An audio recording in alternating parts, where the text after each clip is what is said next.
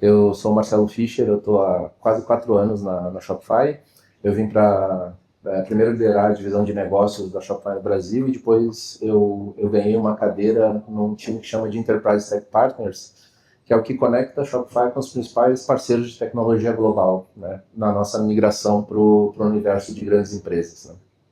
E nesse trajeto, a minha principal função aqui no Brasil é a gente replicar essa estratégia e consolidar a Shopify no mercado brasileiro como uma solução para qualquer empresa de qualquer tamanho, desde o empreendedor independente que tem uma ideia de criar um negócio de manhã e quer construir e botar ele em prática à noite, até quem está indo muito além do IPO, com alguns bilhões de reais, como a gente tem, por exemplo, no dia de hoje, fazendo o Go Live, uma plataforma de B2B, que chama Furukawa. Eles têm 1,6 bi de GMV no online, né, e fez a migração para a Shopify, consolidando a nossa presença no mercado brasileiro também nesse segmento bilionário de GMV online, né. Então a gente está muito feliz com isso, e parte desse contexto vem muito do que a gente acredita como o que é o futuro do commerce, só que aplicado, né? Porque tem muita coisa que a Simone comentou aqui que é uma barreira do ponto de vista tecnológico para executar, né? Em diversos casos, você precisa de um batalhão de dev para sustentar algumas coisas que são efetivas e necessárias. É uma demanda de mercado. Não é uma questão de que a gente tem que fazer, não. Cara, o mercado está pedindo isso. O mercado está pedindo essa abordagem, né, das marcas. E a visão de commerce, de comércio da Shopify é a seguinte, e muito alinhado com essa demanda acelerada do mercado de beleza, de saúde e beleza, é que, como tecnologia, a nossa visão é a seguinte: você tem que permitir que o cliente, aquela pessoa que tem uma ideia, um produto ou um serviço para vender, possa expandir o catálogo dela para qualquer ponto de contato da jornada do seu cliente. Então não importa se o cliente está numa loja física, numa loja online, numa rede social, numa live shopping, no Roblox, vai saber onde é que o cliente está. A Shopify permite que tu estenda o teu catálogo de produtos e serviços até esse ponto de contato, para tu permitir transformar esse ponto de contato num ponto de conversão, né? Então essa é a mágica que acontece por trás da história da Shopify como produto. Tem mais de 4 mil engenheiros desenvolvendo a solução hoje, e é por isso que a gente entende que está tão conectado com esse segmento. Daí, voltando para o que eu estava comentando, com certeza a vertical de saúde e beleza é uma das mais relevantes dentro da Shopify. A gente tem milhões de clientes no mundo inteiro, mas se a gente pegar o número de cases que a gente tem, é basicamente, assim, fundamentalmente nesse segmento. A gente tem essa vertical, tem uma série de análises que a gente faz aqui dentro. Vocês devem ter ciência disso, mas o mercado de beleza e cosméticos no mundo é um mercado de 1,1 trilhão de dólares, né? Só o mercado online ele é de 600 bilhões de dólares, e o Brasil é um dos maiores mercados globais de beleza e cosméticos. A gente está falando de quase 5% disso, são 30 bilhões só no online, né, para o mercado brasileiro. Então tem muita oportunidade, e não tem muita oportunidade porque só a demanda do mercado, não, porque tem muita oportunidade porque o espaço para ocupar esse cenário ainda está muito aberto, né? A gente tem poucas marcas de verdade efetivamente aplicando todos esses contextos e conceitos que a Simone passou aqui. O que a gente vê como principais necessidades assim desse mercado, né? Inovação aplicada à demanda do mercado B2C. Então, é um mercado que é muito ágil, né? As tendências mudam muito rápido, as experiências mudam muito rápido, o comportamento do consumidor e da consumidora mudam muito rápido. Então, as marcas precisam de inovação na mesma velocidade para poder entregar a comunicação e produto nesses segmentos. Obviamente, um tema que é demanda para todo mundo, que é como é que a gente reduz o custo de aquisição de clientes, mas como é que a gente reduz o custo da operação da stack de tecnologia, né? E eu adicionaria um outro tema que não é só o custo, é o custo e a complexidade dessa operação. De um modo geral, vocês como empreendedores, como empresários, não deveriam ter uma plataforma de e-commerce na mesa de discussão de vocês. Ah, minha plataforma não faz isso, minha plataforma faz aquilo. Não, isso não deveria ser discussão. A plataforma não poderia estar no caminho de vocês. O que deveria estar na discussão de vocês é qual é a estratégia, como é que meu consumidor está se comportando, em que canais ele está comprando, qual é o canal que ele compra mais, onde é que está a atenção do meu cliente nesse momento, onde é que eu vou expor o meu catálogo nesse ranking de atenção e coisas do gênero. Uma outra coisa que é muito demandada nesse mercado, que é o que a gente vê, é a necessidade de ter uma experiência simplificada nos diversos canais. Então, como é que eu vejo o mesmo cliente, né, que compra, que testa o meu produto na loja e depois faz uma navegação online e depois vai no PDV e acaba comprando na rede social? Como é que eu vejo esse cliente em todos esses canais? Como é que eu não desperdiço dinheiro de mídia colocando para tentar atrair um cliente que eventualmente já comprou de mim em outro canal ou que ele está interessado em outra linha de produto enquanto no meu site está apresentando uma coisa diferente daquilo, né? Então essa não é só uma questão de toda essa estrutura de precificação, catálogo, exibição, mas como é que a gente conta a mesma história da marca em todos os canais, né?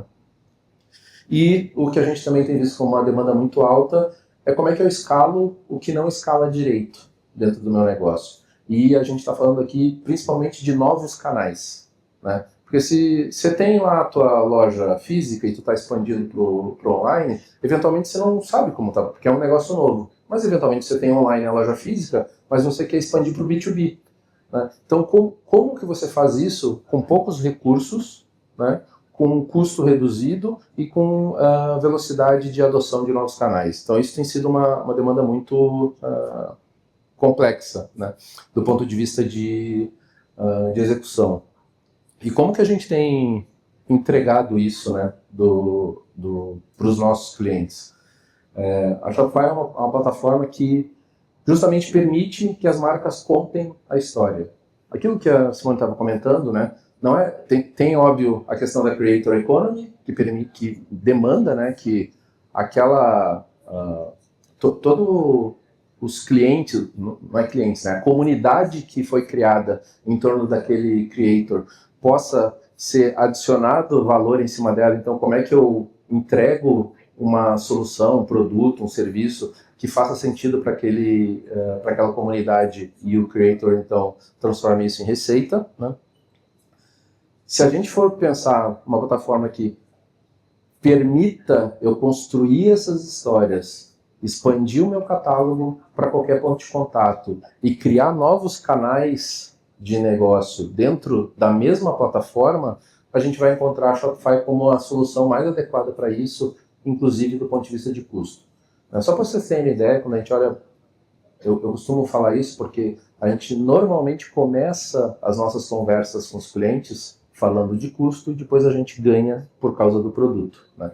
Então, o custo da Shopify, quando a gente olha para o mercado de empresas médias e grandes, ela custa, em média, 1/3 a 1/4 das plataformas de mercado, entregando 3, 4, 5 vezes mais funcionalidades, né? E deixa eu explicar algumas dessas funcionalidades e alguns desses cases que têm utilizado o Shopify ao redor do mundo, né? Tem um caso que já fazem uns 3 anos, mais ou menos, mas ele ainda é muito emblemático dentro da Shopify. A Fenty, da Rihanna, quando ela foi fazer o intervalo do Super Bowl, que é simplesmente o espaço de publicidade mais caro do mundo, né? Ela para o show dela, que é só de 15 minutos que tem, ela para o show dela para passar o batom dela, né? Quando ela faz isso, na mesma hora, tem mais de 1,5 milhão de pessoas acessando a página dela simultaneamente para comprar o batom dela. Isso, tipo, em questão de segundos, né? Então, não é só o fato de você expor o produto, mas também você ter robustez para segurar a escala desse tipo de negócio. Isso é um problema muito grave aqui no Brasil, né? A gente tem muita plataforma que simplesmente não consegue sustentar a escala dos seus clientes, né? Pode ser um creator, às vezes é marca, né? Eu estava conversando aqui com um ex-funcionário de uma outra plataforma, que ele estava comentando que na Black Friday do ano passado, uma empresa de cosméticos recebeu a ligação da plataforma dizendo assim: eu preciso que vocês parem de vender porque vocês estão derrubando todas as outras lojas. Tá? Então, esse tipo de coisa não é o tipo de coisa que vocês vão encontrar na Shopify, né? A Shopify tem um nível de escala tão grande que uma creator aqui no Brasil, quando ela foi começar a testar a loja de suplementos dela para a Shopify, ela testou não no plano mais alto da Shopify, ela começou num plano que a gente chama de Advanced, né? E esse plano Advanced, né, a gente consegue segurar até 6.000 carrinhos por minuto, né? Só para vocês terem ideia, o máximo que essa influencer teve, que é a mesma que sexta-feira passada a plataforma dela não segurou, né, o máximo que ela teve de carrinhos por minuto foram 800. Sim, vendendo no pico dela, né? O Shopify Advanced ele consegue segurar até 6.000 carrinhos por minuto e o Shopify Plus até 10.000 carrinhos por minuto sem a gente fazer nada. Porque se você precisa de mais espaço, como por exemplo a Supreme no mercado americano, né, e a Rode da Hailey Bieber, eles têm mais ou menos, cada um, quando eles fazem as lives, algo em torno de 25, 30, até 40 mil carrinhos por minuto. Daí a gente tem uma área dentro da Shopify que a gente chama de Flash Sales, que quando a gente tem esses picos muito elevados, essa área é ativada para que a gente possa, então, dar mais vazão e mais capacidade.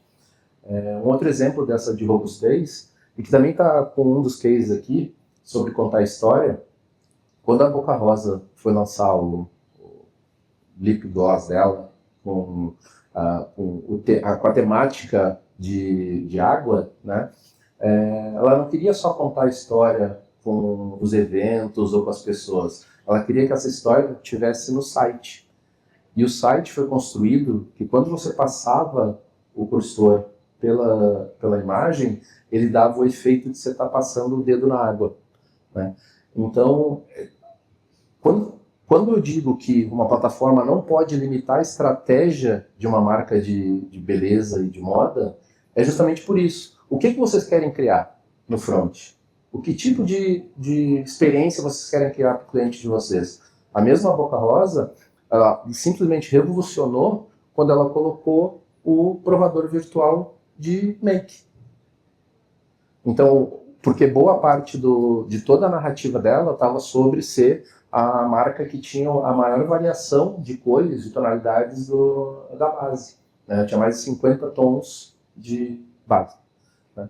Então, você poder pré-visualizar como vai ficar baseado na tua pele, isso virou meio que referência hoje no mercado. Todo mundo quer ter essa experiência da Bianca. E teve um outro caso. Não foi só o fato deles terem colocado um volume absurdo de clientes na plataforma, de terem criado uma experiência unificada com a história que elas estavam contando, ter colocado um provador um provador virtual de make na plataforma. No dia do lançamento, ela ainda fez uma live dentro da plataforma. O que vocês costumam ver de influenciadores criando são lives fora da plataforma.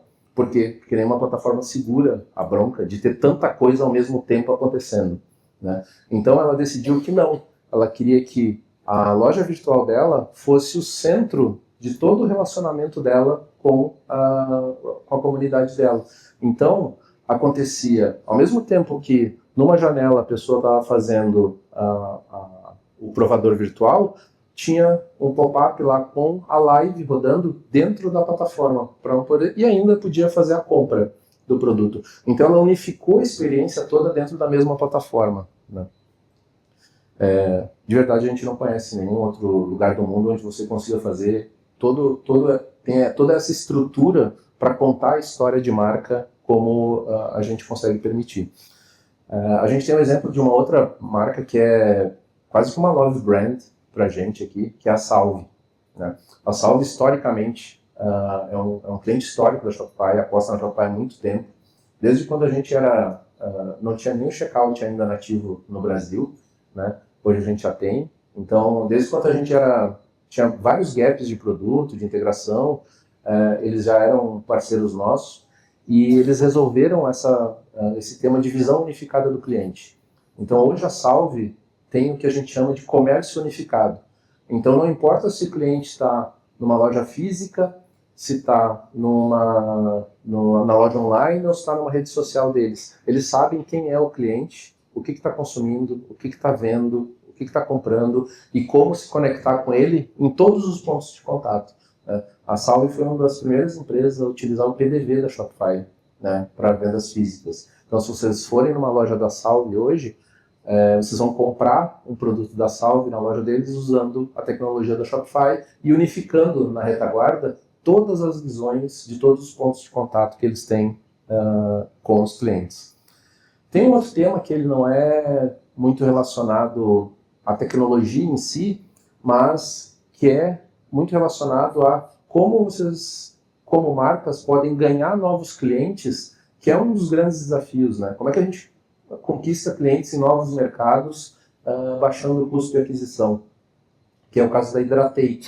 A Hidratei é um outro cliente da Shopify, que assim como diversos clientes, eles pararam para pensar isso internamente, porque eles pararam de discutir tecnologia, né? Quando tu tem uma plataforma que tu para de ficar discutindo as limitações, se tu consegue ou não consegue fazer aquilo, quanto vai custar para desenvolver uma nova peça para o negócio, na Shopify, como o teu time tem muita autonomia para construir as tuas estratégias de digital, o teu time começa a pensar em novas formas de expandir o negócio. Eu já tinha visto isso com a Coffee Mais, né? Que aliás tem café aqui da Coffee Mais, maravilhoso, viciante. Mas também com a Hidratei. Qual é a melhor forma de eu expandir a minha marca e capturar clientes de outros mercados? É com collab, né? Então, o que a Hidratei tem? Ela tem uma collab com a Oakberry. E ela tem uma linha de produtos com a Oakberry, que tanto a Oakberry quanto a Hidratei acabam capturando clientes um do outro, né?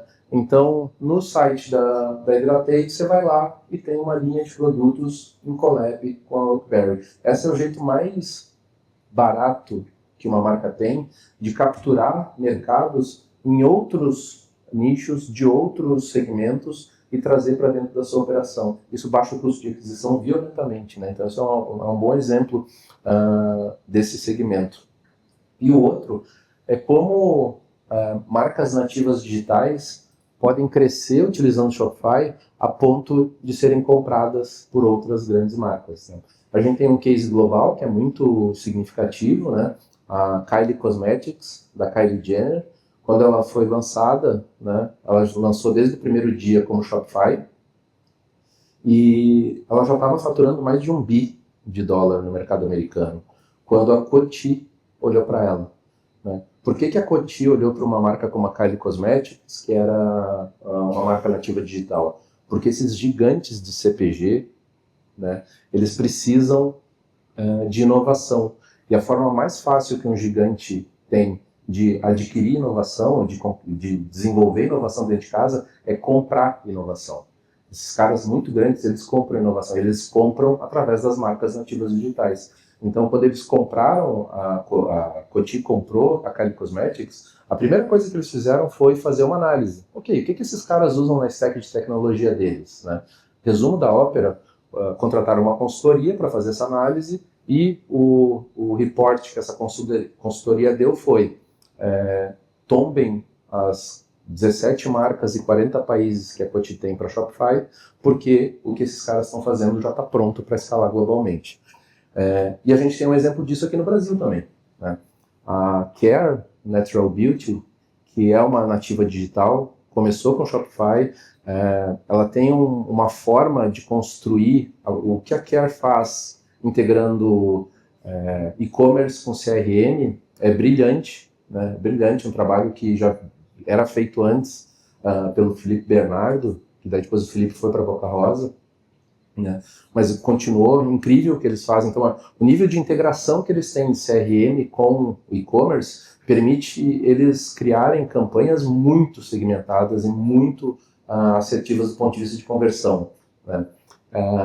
Essa excelência da Care, tanto de produto quanto de desenvolvimento como uma marca nativa digital, chamou a atenção da Granado, e a Granado adquiriu recentemente a Care e faz parte do portfólio deles agora. Então, a Shopify, como eu falei, ela é a empresa que ajuda o empreendedor da primeira venda até muito além do IPO. Tem um tema que é muito relevante, que a gente não comentou aqui, mas que faz muito sentido também, que é principalmente para marcas brasileiras, né? E aqui tem um chamado muito relevante para quem desenvolve produtos para marcas brasileiras que desenvolvem negócios aqui, expandam internacionalmente. O mundo inteiro é apaixonado por marca brasileira. Marca brasileira de dermocosmético, então, é um negócio bizarro, por conta da diversidade que a gente tem aqui.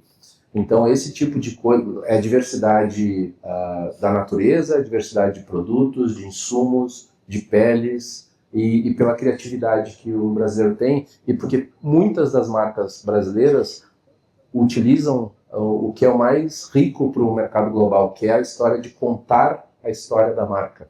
As marcas brasileiras são muito criativas nisso. Então, quando a gente uma marca brasileira vai para o mercado internacional, a chance de sucesso é bizarramente alta, né? Então, essa é um outro toque, porque quando a gente olha para a Shopify está presente em 175 países, né? Então, você criar uma loja em outro país sem necessariamente ter operação em outro país é muito fácil, né? Na Shopify é tão simples quanto, e ainda mais produtos de cosmético que não são produtos caros de logística, né? Então, o que acontece? Você simplesmente vai no admin da Shopify, escolhe um novo mercado, escolhe um país, define um novo meio de pagamento, define uma nova solução de logística, traduz o teu conteúdo, dá 2 cliques e a tua loja em outro país está publicada. Tão simples quanto isso, né? Não, eu sei, às vezes, não, mas simples esse negócio não vai funcionar, né? A Shopify foi criada por um empreendedor que queria vender, né? E a lógica dele era, eu não posso ter, eu não posso demandar um batalhão de dev para construir a minha plataforma ou para sustentar ela. Não pode ser muito caro, porque eu sou um empreendedor, eu tenho que começar de um jeito mais simples, né? E eu sou sonhador e eu quero escalar para qualquer lugar do mundo, né? Esses são os mesmos princípios que levam a Shopify até hoje, né? E que fazem a gente viver a nossa missão, que é fazer o e-commerce melhor para todo mundo em todo lugar, né? Eu espero que algumas desses insights, desses exemplos aqui possam inspirar vocês a construir os negócios de vocês, e se eventualmente tiver alguma necessidade, a Shopify pode ser a plataforma que pode ajudar vocês a escalar o negócio em qualquer lugar do mundo. Obrigado, pessoal.